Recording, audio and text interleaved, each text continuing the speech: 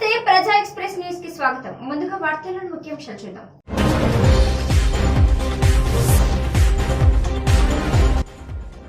ఆస్ట్రేలియాలో కరోనా ఉధృతి తగ్గడం లేదు. దీంతో సిడ్నీలో మరో నెల రోజుల పాటు లాక్డౌన్.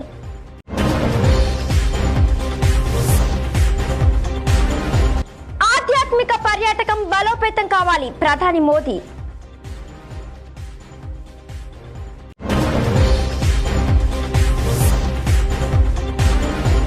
కరోనా కట్టడిలో భాగంగా ఏపీ ప్రభుత్వం మరొక కీలక నిర్ణయం.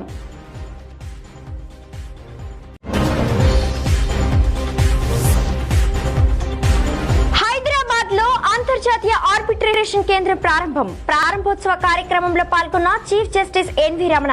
ఆస్ట్రేలియాలో కరోనా ఉధృతి తగ్గడం లేదు. దీంతో సిడ్నీలో మరో నెల రోజుల పాటు లాక్డౌన్ పొడిగించారు. ఆ నగరంలో గత 2 నెలల నుంచి లాక్డౌన్ అమలు చేస్తున్న విషయం తెలిసిందే. Doing their best, but unfortunately the case numbers continue to grow in those same communities. In the last 48 hours, Health, Police and a New South Wales working group, given the compliance challenges that police have updated us on in the last few days, and given the surge in case numbers in the last few days, the government is now about to announce final measures to make sure we do everything we can. We throw everything at getting the case numbers down, but also while we do that, we put all our energies in getting the vaccination rates up. And I can't thank our citizens enough, because our aim is always keeping people out of hospital, keeping people alive and well, and that is the measure of success. So from Monday at midnight, the Greater Sydney lockdown will extend until the end of September. So the Greater Sydney lockdown will be extended until the end of September, but I also want to state that the Central Coast and Shell Harbour will be defined as regional. So Greater Sydney includes all those areas that are currently in lockdown in Greater Sydney, but for the Central Coast and Shell Harbour, which will be defined as rural and regional. And as we announced yesterday, for rural and regional communities, the lockdown is going until at least August 28, and we'll wait for health advice before we say anything more about that at this stage. I also want to stress that from Monday midnight, unless you're exercising, masks should be worn outdoors everywhere across New South Wales. Our concern is that when people are walking past a group of people or accidentally bumping into people, that can cause, that fleeting contact can cause transmission. And even when you're exercising, you need to have the mask with you. In case you're doing some strenuous exercise and you happen to come into contact with anybody else, the mask needs to be put on your face. And this also from police makes it easy for them to make sure that everybody is sticking to the rules. So this mask wearing outdoors, unless you're exercising, applies to every single citizen across New South Wales. Whether you live in Sydney, whether you live in the bush, everybody has to respect that rule. We're also encouraging, as we do for schools, unless you absolutely have to, please do not send your children to childcare or to early childhood. We know this is a big imposition for many families, but as Dr. Chant has been highlighting, we're seeing too much transmission from workers to families, and we need that to stop. So we understand that some families don't have a choice, and we get that. But we're just appealing to everybody. For schools, for example, it's only around 1 to 3% of students on a good day who are actually at school, and we want to see those percentages in childcare and early childhood as well, and that's for everybody across the state. We appreciate there are circumstances when that's not that possible, but we just ask everybody to do that as much as possible. Now, in terms of the local government areas of concern, I can't stress enough that we fear for you. We've imposed a lot of restrictions on you already. But we don't want to see more of you end up in hospital. We don't want to see more of you lose loved ones. And it's heartbreaking when you see disease rip through families. Families who are unvaccinated are suffering the most. And for this reason, the government has taken the advice of our health and police, who've worked together on presenting these to us yesterday, that we will be implementing curfews in those local government areas of concern from Monday. From 9 p.m. to 5 a.m. you cannot leave your home, unless of course it's for authorised work or for emergencies. So police will be stopping everybody who's leaving their home from 9 p.m. to 5 a.m. And again, this is based on police feedback we received in the last few days about the type of activity that's unfortunately being carried out by a small number of people. But as we said, Delta doesn't leave any room for error. and I apologise deeply to the vast majority of people in those communities who are so doing the right thing. But for our own health and safety moving forward, we need to make these difficult decisions. If you are in a local government area of concern, we ask that you limit your exercise to an hour a day. Unfortunately, too many people are using that for the wrong reasons. Again, we want everybody to be healthy and we want everybody to utilise that exercise allowance in those areas of concern, but we ask you to limit it to an hour a day. Again, police have given us feedback that a handful of people are unfortunately doing the wrong thing where that's concerned. Also in those areas of concern, outside of school, if there's any professional development or education or learning, all of that has to be done online. We don't want people turning up for professional development or learning or anything outside of school, so make sure that any learning activity outside of school is conducted online. We're expanding click and collect in relation to places like garden centres, plant nurseries, office supplies, so anything that is an essential. We're asking everybody in those areas of concern to use click and collect services. And also, we're asking for vaccines to be mandated for childcare workers and disability support workers. It's really important to make sure that in relation to those workers that they're vaccinated and they have until August the 30th to get their first dose to go back to work. I also want to mention that Commissioner Fuller has been given additional powers, which he will talk about in relation to police powers in maintaining compliance, and he'll also discuss the permit system, and Dr. Chant will provide an update on surveillance testing in those communities as well as rapid antigen testing. దేశంలో ఆధ్యాత్మిక పర్యాటకాన్ని మరింత బలోపేతం చేయాల్సిన అవసరం ఉందని తమ సర్కారు అదే పని చేస్తుందని ప్రధాని నరేంద్ర మోదీ అన్నారు. वे उतनी ही बार उठ खड़ा हुआ. इसलिए भगवान सोमनाथ मंदिर आज भारत ही नहीं पूरे विश्व के लिए एक विश्वास है और एक आश्वासन भी है. जो तोड़ने वाली शक्तियां हैं, जो आतंक के बलबूते साम्राज्य खड़ा करने वाली सोच है, वो किसी कालखंड में कुछ समय के लिए भले हावी हो जाए, लेकिन उसका अस्तित्व कभी स्थायी नहीं होता. वो ज्यादा दिनों तक मानवता को दबाकर नहीं रख सकती. ये बात जितनी तब सही थी जब कुछ आतताई सोमनाथ को गिरा रहे थे, उतनी ही सही आज भी है जब विश्व ऐसी विचारधाराओं से आशंकित है. साथियों, हम सभी जानते हैं सोमनाथ मंदिर की पुनर्निर्माण से लेकर भव्य विकास की ये यात्रा केवल कुछ सालों या कुछ दशकों का परिणाम नहीं है. ये सदियों की दृढ़ इच्छा शक्ति और वैचारिक निरंतरता का परिणाम है. डॉक्टर राजेंद्र प्रसाद जी, सरदार वल्लभ भाई पटेल और कमा मुंशी जैसे महानुभावों ने इस अभियान के लिए आजादी के बाद भी कठिनाइयों का सामना किया, लेकिन आखिरकार 1950 में सोमनाथ मंदिर आधुनिक भारत के दिव्य स्तंभ के रूप में स्थापित हो गया. कठिनाइयों के सौहार्दपूर्ण समाधान की प्रतिबद्धता के साथ आज देश और आगे बढ़ रहा है. आज राम मंदिर के रूप में नए भारत के गौरव का एक प्रकाशित स्तंभ भी खड़ा हो रहा है. साथियों, हमारी सोच होनी चाहिए इतिहास से सीखकर वर्तमान को सुधारने की, एक नया भविष्य बनाने की. इसलिए जब मैं भारत जोड़ो आंदोलन की बात करता हूं तो उसका भाव केवल भौगोलिक या वैचारिक जुड़ाव तक सीमित नहीं है. ये भविष्य के भारत के निर्माण के लिए हमें हमारे अतीत से जोड़ने का भी संकल्प है। इसी आत्मविश्वास पर हमने अतीत के खंडहरों पर आधुनिक गौरव का निर्माण किया है, अतीत की प्रेरणाओं को संजोया है। जब राजेंद्र प्रसाद जी सोमनाथ आए थे तो उन्होंने जो कहा था वो हमें हमेशा याद रखना है।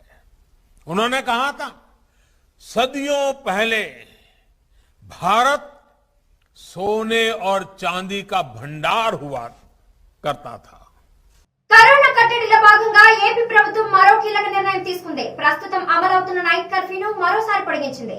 సెప్టెంబర్ 4వ తేదీ వరకు రాత్రిపూట ఆంక్షలు కొనసాగుతాయని తెలిపింది. ఇదిలా ఉంటే ఏపీలో ప్రస్తుతం కరోనా వ్యాప్తి తగ్గుముఖం పడుతుంది. అయితే థర్డ్ వేవ్ వచ్చే అవకాశాలు ఉన్నాయని వైద్య నిపుణులు హెచ్చరిస్తుండటంతో జగన్ సర్కార్ తగిన చర్యలు తీసుకుంటోంది. ఇందులో భాగంగానే మరోసారి నైట్ కర్ఫ్యూను పొడిగించింది. రోడ్లపైకి వచ్చే జనాలు మాస్కులు ధరించడం, భౌతిక దూరం పాటించడం తప్పనిసరి అని వైద్య శాఖ అధికారులు సూచిస్తున్నారు. కాగా గురువారం ఆంధ్రప్రదేశ్లో 67,716 మందికి కరోనా పరీక్షలు నిర్వహించగా 1,501 మందికి కరోనా పాజిటివ్గా నిర్ధారణ అయింది. దీంతో ఆంధ్రప్రదేశ్ రాష్ట్ర వ్యాప్తంగా కరోనా వైరస్ బారిన పడిన వారి సంఖ్య 19,98,603కు చేరింది. ఇక నిన్న ఒక్కరోజే కరోనా బారిన పడి మరో 10 మంది మృత్యువాత పడ్డారు. దీంతో రాష్ట్ర వ్యాప్తంగా మొత్తం మరణించిన వారి సంఖ్య 13,696కు చేరింది. గడిచిన 24 గంటల్లో 1,697 మంది కోవిడ్ నుంచి కోలుకొని క్షేమంగా డిశ్చార్జ్ అవ్వగా ఇప్పటి వరకు 19,69,169 మంది డిశ్చార్జ్ అయ్యారు. ఈ మేరకు రాష్ట్ర వైద్య ఆరోగ్య శాఖ గురువారం కరోనా హెల్త్ బులెటిన్ను విడుదల చేసింది. ఏపీలో ప్రస్తుతం 15,739 యాక్టివ్ కేసులు ఉన్నాయి. రాష్ట్రంలో నేటి వరకు హైదరాబాద్ లో అంతర్జాతీయ వాణిజ్య వివాదాల మధ్యవర్తిత్వ కేంద్రాన్ని శుక్రవారం ప్రారంభించారు. 3 రోజుల పర్యటనలో భాగంగా హైదరాబాద్ కు వచ్చిన సుప్రీంకోర్టు ప్రధాన న్యాయమూర్తి ఎన్వి రమణ ఈ ప్రారంభోత్సవ కార్యక్రమంలో పాల్గొన్నారు. The 10 acres of land is still with us, with High Court, and now anyhow it's a history. Now we are going very fast. Now I request the government of Telangana, instead of you can take back that land and you can give some area near this financial district or somewhere, that extent of some extent of land. I don't demand 10 acres of land.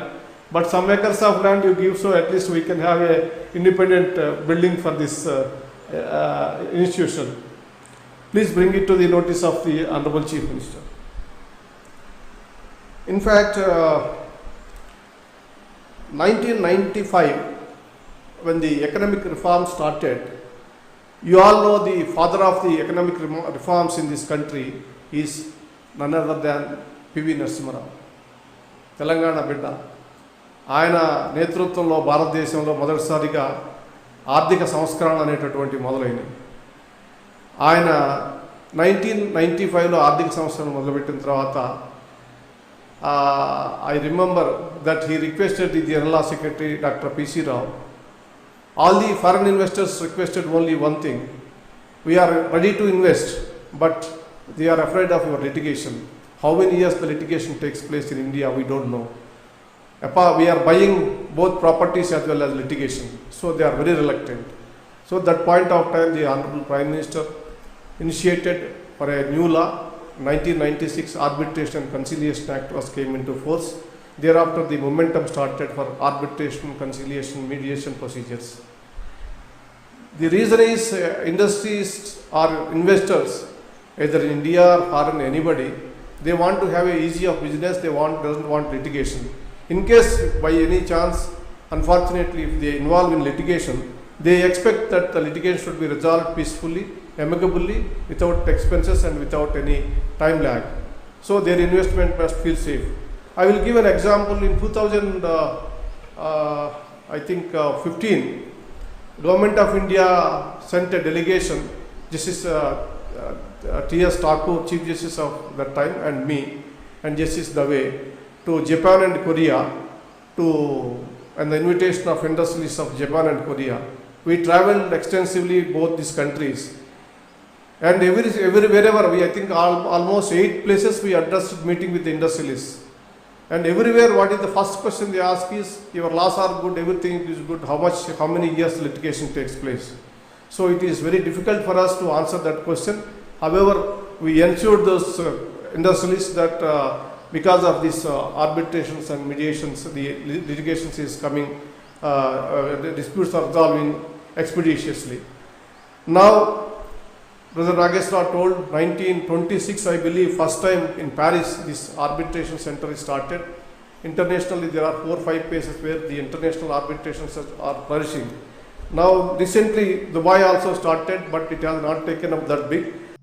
Gandhi హాస్పిటల్లో మత్తుమంది ఇచ్చి అక్క చెల్లెలను అత్యాచారం చేసిన ఘటనలో విచారణలో భాగంగా ఈ రోజు గాంధీ హాస్పిటల్ సూపరింటెండెంట్ రాజారాంతో మాట్లాడుతూ అంతర్జాతీయ మానవ హక్కుల commissioner national president Shri Sheikh Ghouse మాట్లాడి పూర్తి వివరాలు తెలుసుకోవడం జరిగింది. ఈ కార్యక్రమంలో అంతర్జాతీయ మానవ హక్కుల కమిషన్ జాతీయ అధ్యక్షులు షేక్ గౌస్, జాతీయ ఉపాధ్యక్షులు బెజ్జంకి రాజేష్, తెలంగాణ రాష్ట్ర chairman Shri Katakam Srinivas, Telangana state executive chairman Shri Anil, vice president Sivaramakrishna, Roopa పాల్గొన్నారు. బ్యాక్ సైడ్ కాదు, ఇక్కడ ఓపీ దగ్గర సీసీ ఫుటేజ్ లో కనపడ్డది. సీసీ వాళ్ళు ఎట్లుంటారో మేము చూడటానికి అసలు ఆ పేషెంట్ అటెండెన్స్ ఎట్లుంటారో మాకు తెలిస్తే కదా. మా దగ్గరకు వచ్చి ఇగో మాకు ఇది జరిగింది ఇట్లా అంటే మనకు వాళ్ళ ముఖాలు తెలుస్తాయి, వాళ్ళకి తెలుస్తాయి. వాళ్ళని కూడా మనం ఇంకా కొంచెం అడిగే ఇది ఉంటుంది, ఎవరు చేసినారు, ఇంకెవరన్నా ఇంకా ఇన్వాల్వ్ అయినారా ఏమి, ఇవన్నీ కూడా మనం తెలుసుకునే అవకాశం ఉంటుంది. ఇంతవరకు నేను ఆ ఎక్యూజ్డ్ కానీ వీళ్ళని నేను మాట్లాడింది లేదు. ఇప్పుడు ఆ ఎక్యూజ్డే కాదు అంటే బాధితులతోటి మాట్లాడలేదు, ఆ ఎక్యూజ్డ్ తోడు కూడా మాట్లాడలేదు. ఆ ఎక్యూజ్డ్ వీడని కూడా తెలియదు. బేసిక్గా తెలిసే లోపల వాళ్ళు పోలీస్ స్టేషన్లో ఉన్నారు. సో పోలీస్ కస్టడీలో ఉన్నారు. నేను అదే చెప్పాను, మాకు అసలు ఆ బాధితులు ఎవరో కూడా తెలియదు మాకు. ఎందుకంటే మాకు ఒకరు మిస్ అయ్యారు అని ఇవన్నీ కూడా మీలాగానే అన్ని పేపర్లో వచ్చినాయి. ఏది కూడా దొరికింది, అక్క దొరకలేదు. అక్క ఎక్కడ పోయిందో కూడా ఆమె చెప్పలేకపోతుంది పోలీసులు అడిగిన. రికార్డ్స్ ను బట్టి అక్క 11వ తారీఖున మాకు హిమోడయాలసిస్ వద్దు అని సంతకం ఉంది. 11వ తారీఖున ఆమె సంతకం ఉంది. 11th మొన్న 11th వాళ్ళేమో 12th అబ్స్కాండ్ అయిపోయినారు. అంటే లామా కూడా కాదు, సైన్ చేసి కూడా పోలేదు, చెప్పకుండా వెళ్ళిపోయినారు. ఆ పేషెంట్ వాళ్ళు పేషెంటే వెళ్ళిపోయాడు. అంటే వీళ్ళు అటెండెన్స్ మాకు యూజువల్ గా టచ్ లో ఉంటారు. వాళ్ళకి ట్రీట్మెంట్ సరిగ్గా జరగకపోతేనో బేసిక్ ఏంటంటమ్మా, ఏదైనా ప్రాబ్లం ఉంటే అన్ని రోజుల నుంచి ఆడ జరుగుతున్నది అది ఉంటే మా దగ్గరకు వచ్చి కంప్లైంట్ చేయాలి. లేకపోతే సూపరింటెండెంట్ ఆఫీస్ కాకపోయినా హాస్పిటల్లో ఎవరికో ఒకరికైతే కంప్లైంట్ కావాలి కదా. లేదు ఇట్లా రౌండ్స్ పోయిన వాళ్ళకి లేకపోతే చూస్తున్న వాళ్ళకి సెక్యూరిటీ వాళ్ళకో పోలీస్ వాళ్ళకో ఎవరికో ఒకరికన్నా ఐడియా ఉండాలి కదా. అవును ఇట్లా జరుగుతుంది అని కొంచెమన్నా తెలియాలి కదా, ఎవరికో కూడా తెలియాలి కదా. వాళ్ళకి కూడా జరుగుతున్నది. ఆమె ఇక్కడ రాలేదు, పోలీస్ స్టేషన్ లోనే ఉన్నారు. ప్రెసెంట్ ఎక్యూజ్డ్ వాళ్ళు పోలీస్ స్టేషన్ లోనే ఉన్నారు. బాధితులు ఎక్యూజ్డ్ ఇద్దరు పోలీస్ స్టేషన్ లోనే ఉన్నారు. ఇంతవరకు నేను వాళ్ళతో మాట్లాడలేదు. ఇంతవరకు చెల్లి ఉంది కదా, ఆ చెల్లి రాత్రి ఆ రోజు మీరు వీళ్ళు నైట్ నగ్నంగా ఉందని ఎప్పుడైతే చెప్తున్నారో అక్కడ 4 రోజుల నుంచి వేరే పేషెంట్తో అటెండెంట్స్ ఉంటారు కదా, వాళ్ళందరూ కూర్చున్న ప్లేస్ అక్కడే. ఆ అటెండెంట్స్ మేము అడిగినప్పుడు వాళ్ళు ఏం చెప్తున్నారంటే, ఒక లేడీ రాత్రి నుంచి నగ్నంగా అట్లనే ఆడ కూర్చొని ఉంది, ఆమె మాకు కొంచెం భయంకరంగా కనిపించింది, అందుకే మేము కొంచెం ముందుకు వచ్చేసినాము. ఆమె కాళ్ళని మాత్రం మేము పోతల వరకు చూస్తూనే ఉన్నాం అక్కడనే అని చెప్తున్నారు. ఫస్ట్ నైట్ నుంచి అక్కడ మొత్తం. గ్రామీణ ప్రాంతాల్లో కార్పొరేట్ వైద్యం అందించేందుకు అపోలో చైర్మన్ ప్రతాప్ రెడ్డి ఆశయాల మేరకు చిత్తూరు జిల్లా అరగుంక అపోలో వైద్యులు హిప్ రిప్లేస్మెంట్ వైద్యాన్ని అందుబాటులోకి తెచ్చారు. దాని తర్వాత స్పైన్ ఆపరేషన్ కూడా చేయడం అనేది ఒక ఉద్దేశంగా పెట్టుకున్నాం. సో ఈ సర్వీసెస్ ఇంక్రీజ్ చేసే ముందు సో నిన్న వచ్చేసి ఆర్థ్రోస్కోపీ ఏసీఎల్ రీకన్స్ట్రక్షన్ అంటే మోకాల్లో ఈ లోపల ఉన్నటువంటి లిగమెంట్ కట్ అయితే ప్రీవియస్గా వచ్చేసి ఇక్కడ ఆపరేషన్ జరిగేది కాదు. All these patient use to come to చెన్నైకి వచ్చి ఆర్థ్రోస్కోపీ మూలంగా ఆపరేట్ చేస్తాం. బట్ నిన్న వచ్చేసి ఆర్థ్రోస్కోపీ విధానం ద్వారా లిగమెంట్ రీకన్స్ట్రక్ట్ చేసి ఈరోజు అదే పేషెంట్ డిశ్చార్జ్ చేస్తాం. రెండో డెవలప్మెంట్ ఏంటంటే హిప్ రీప్లేస్మెంట్ ఇంతవరకు ఈ హాస్పిటల్లో చేయలేదు. సో ఇప్పుడు చంద్ర గారు చెప్పినట్టు ఏంటంటే ఏషియాలో first rural hospital to do hip రీప్లేస్మెంట్లో బేసిక్గా వచ్చేసి ఇక్కడ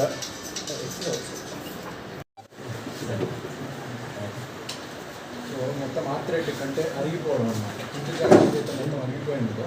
సో దాన్ని మనం కంప్లీట్గా మొత్తం ఇక్కడ రీప్లేస్ చేస్తున్నాం. ఇక్కడ చూసినట్టయితే మీకు కంప్లీట్గా ఈ జాయింట్ అనేది మనం రీప్లేస్ చేసాము. పేషెంట్ వెంటనే నెక్స్ట్ డే నడవచ్చు, నొప్పి లేకుండా నడవాలి. కార్పొరేట్ హాస్పిటల్లో 3.5 లక్షల నుంచి 4 లక్షల దాకా అవుతుంది. కానీ ఇక్కడ మాత్రం మనం same implant, same surgical team, same everything same 1,75,000 రూపాయలతో చేస్తాము. మనం జస్ట్ ఒక చిన్న కీ హోల్ సర్జరీ అంటాం అన్నమాట. చిన్న 2 హోల్స్, 2 గజ్జాలు, ఒక సెంటీమీటర్ ఇన్సిషన్ మాత్రం ఇచ్చేసి లోపల కెమెరా పెట్టేసి మొత్తం మనం ఆ 2 హోల్స్ ద్వారానే మొత్తం కంప్లీట్ సర్జరీ అనేది మనం చేయగలం. సో దీనివల్ల బ్లడ్ లాస్ అనేది ఉండదు. పేషెంట్ మార్బిడిటీ అంటే పేషెంట్కి ఎక్కువ ఇబ్బంది, పెయిన్ కానీ ఇదేమి ఉండదు. సో దీనివల్ల మార్నింగ్ ఆపరేషన్ చేస్తే పేషెంట్ ఈవినింగ్ డిశ్చార్జ్ చేసేయచ్చు, హ్యాపీగా ఇంటికి నడుచుకుంటా కూడా వెళ్ళిపోవచ్చు. So ligament reconstruction. వరలక్ష్మి వ్రతం సందర్భంగా చిత్తూరు జిల్లా రామచంద్రాపురం మండలం కుప్పంబాదూరు గ్రామంలో ఏకవీర సేవ ఫౌండేషన్ ప్రతాప్ స్వామి ఆధ్వర్యంలో ఆశ్రమం నందు అమ్మవారికి సారే ఏకాదశి హారతులు, పుష్పార్చన మరియు వచ్చిన భక్తులందరికీ తీర్థ ప్రసాదాలు అందజేశారు.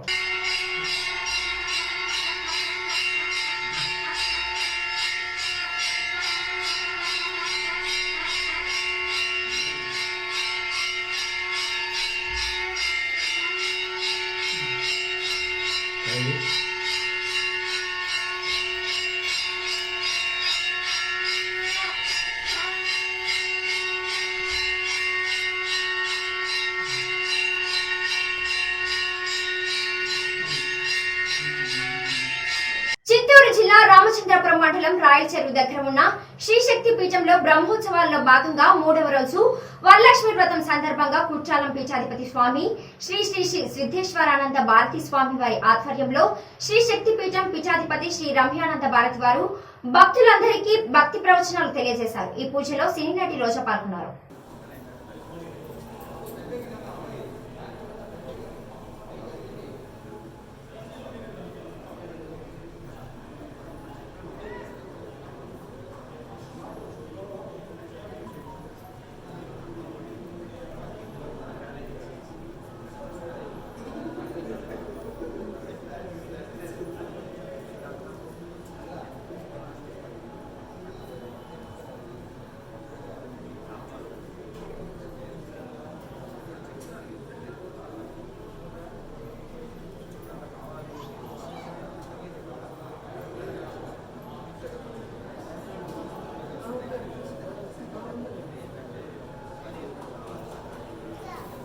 చిత్తూరు జిల్లా తిరుచానూరు శ్రీ పద్మావతి అమ్మవారి ఆలయంలో శోభాయమానంగా వరలక్ష్మి వ్రతం వర్చువల్ విధానంలో భక్తులు పాల్గొనే అవకాశం. శ్రీ పద్మావతి అమ్మవారి ఆలయంలో శుక్రవారం ఉదయం వైభవంగా వరలక్ష్మి వ్రతం సందర్భంగా వేకువజామున అమ్మవారిని సుప్రభాతంతో మేల్కొల్పి ఉత్సవాలకు అభిషేకం నిర్వహించారు.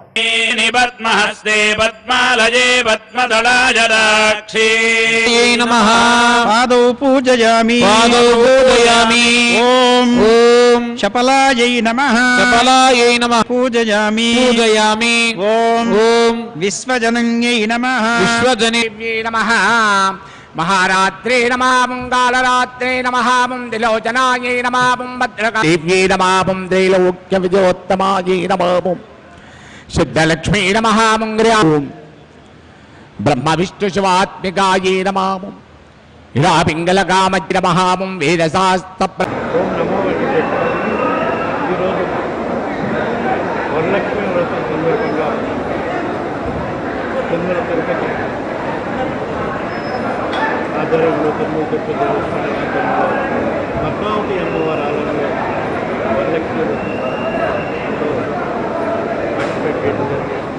ఈ సందర్భంగా రాష్ట్రంలో ఉన్న ప్రజలందరూ చాలా సంతోషంగా ఉన్నారు. ఎవరికి ఆర్థిక సమస్యలు లేకుండా ప్రజలందరూ లక్ష్మీదేవి కూడా అదేవిధంగా ఈ సందర్భంగా పద్మావతి అమ్మవారి ఆలయంలో ఏ విధంగా అయితే తిరుమల కొండపై వెంకటేశ్వర స్వామి ఆలయంలో తులాభారం ఏర్పాటు ఉందో ఎప్పుడు సంవత్సరాలు, అదేవిధంగా కింద పద్మావతి అమ్మవారి ఆలయంలో కూడా తులాభారం ఏర్పాటు చేయడం జరుగుతుంది. దీనికి ముఖ్య కారణం తులాభారం ఇక్కడ ఏర్పాటు చేయడానికి ముందుకు వచ్చి దాత జయచంద్ర నాయుడు గారు తమిళనాడుకు చెందిన ఆయన కుటుంబాలు మొత్తం ఆ పద్మావతి అమ్మవారు. చిత్తూరు జిల్లా బంగారుపాలెం మండలం బంగారుపాలెంలో ఒక వ్యక్తిని రాత్రి చితకబడ్డారు. వివరాల్లోకి వెళ్తే బంగారుపాలెం మండలంలోని మొగిలిమిచ్చూరుకు చెందిన ఓ వ్యక్తి ఆర్ఎస్ కళ్యాణ మండపం పక్కనున్న సినిమాకి వెళ్లాడు. అక్కడ అతను గుమ్ము వేశాడని సినిమా హాల్ నిర్వాహకులు అతన్ని దుర్భాషలాడుతూ చితకబడ్డారు.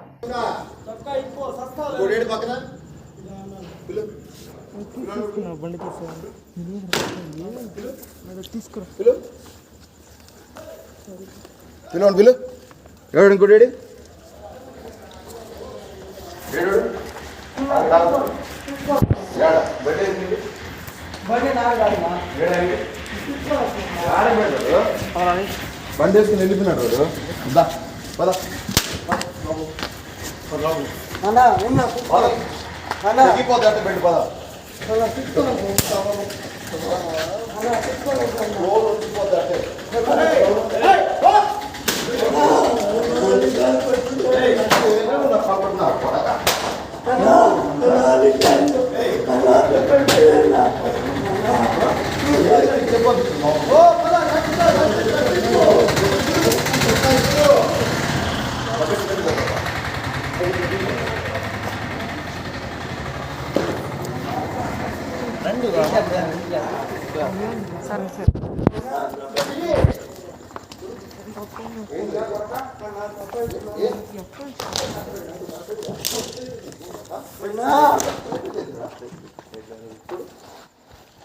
నేరాలను నియంత్రించడంలో చిత్తూరు జిల్లా తవడంపల్లి మండలం పోలీసులు శభాష్ అనిపించుకున్నారు. అక్రమాలకు పాల్పడుతూ పోలీసుల కన్నుగప్పి తప్పించుకు తిరుగుతున్న అక్రమార్కుల గుండెలో తవడంపల్లి ఎస్ఐ రాజశేఖర్ రెడ్డి పరుగులు పెడుతూ అసాంఘిక శక్తులను ఏరివేస్తున్నారు. ఏర్పాటు చేయడం జరిగింది. దీనిలో భాగంగా సచివాలయంలో పనిచేసే మహిళా పోలీస్ సహకారంతో మండలంలో ప్రతి మహిళ దగ్గర ఉన్న ఆండ్రాయిడ్ ఫోన్ కలిగిన ప్రతి మహిళ దగ్గర దిశ యాప్ ఉండాలనే ఒక ఉద్దేశంతో దిశ యాప్ను ఇన్స్టాల్ అండ్ రిజిస్ట్రేషన్ ప్రాసెస్ను చేస్తున్నాము. ఇప్పటివరకు సుమారు మన మండలంలో 14,500 మొబైల్స్లో ఆండ్రాయిడ్ మొబైల్స్లో దిశ యాప్ డౌన్లోడ్ మరియు రిజిస్ట్రేషన్ చేయించడం జరిగింది. ఇది ఇంకా కంటిన్యూగా ప్రాసెస్ జరుగుతూనే ఉంది. ప్రతిరోజు సుమారు 200 మందికి దిశ యాప్ డౌన్లోడ్ అండ్ రిజిస్ట్రేషన్ చేయిస్తున్నాము. ప్రజలందరూ కూడా అది ఒక జెంట్సే కాకుండా లేడీసే కాకుండా జెంట్స్ ప్రతి ఒక్కరు కూడా స్టూడెంట్స్ వీళ్ళందరూ కూడా వాళ్ళ ఆండ్రాయిడ్ ఫోన్ కలిగిన వాళ్ళంతా కూడా దిశ యాప్ కలిగి ఉండడం వలన వాళ్ళకు ఇమీడియట్లీ అంటే వాళ్ళకి ఏదన్నా అనివార్యమైన సమస్య వచ్చినప్పుడు ఎవరు అందుబాటులో లేకపోతే ఇమీడియట్లీ యాప్ ద్వారా మాకు జస్ట్ 10 సెకండ్స్ బటన్ నొక్కి SOS బటన్ నొక్కుంటే చాలు మాకు ఇన్ఫర్మేషన్ వస్తుంది. అంత ప్రతిష్టాత్మకంగా తీసుకొని ఆ ప్రోగ్రామును ప్రభుత్వం ద్వారా ఇంప్లిమెంట్ చేయడం జరుగుతుంది.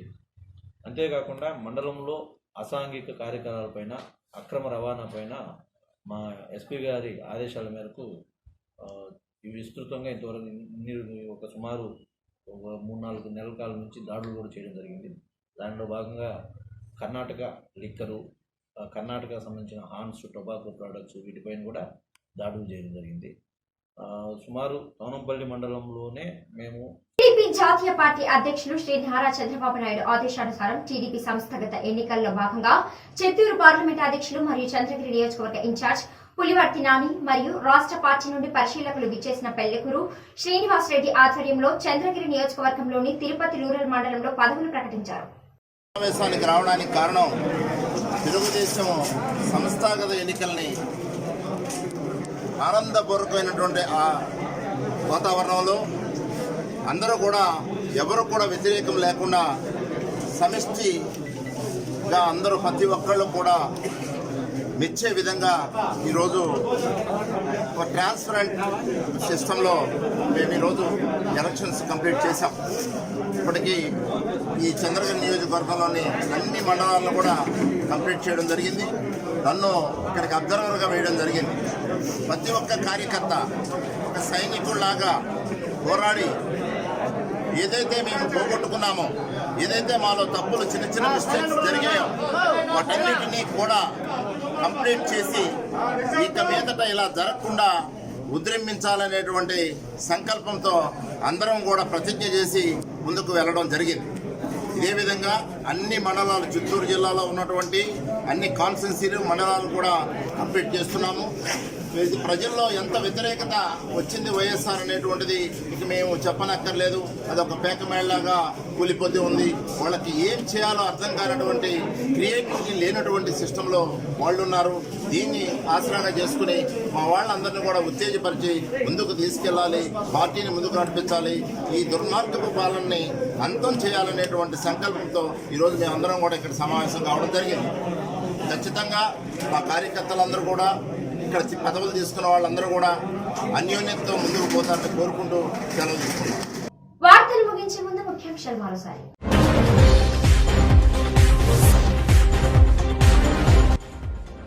ఆస్ట్రేలియాలో కరోనా ఉధృతి తగ్గడం లేదు. దీంతో సిడ్నీలో మరో నెల రోజుల పాటు లాక్డౌన్.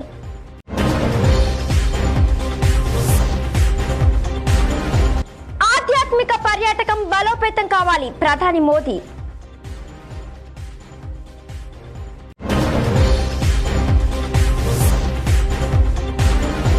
కరోనా కట్టడిలో భాగంగా ఏపీ ప్రభుత్వం మరొక కీలక నిర్ణయం.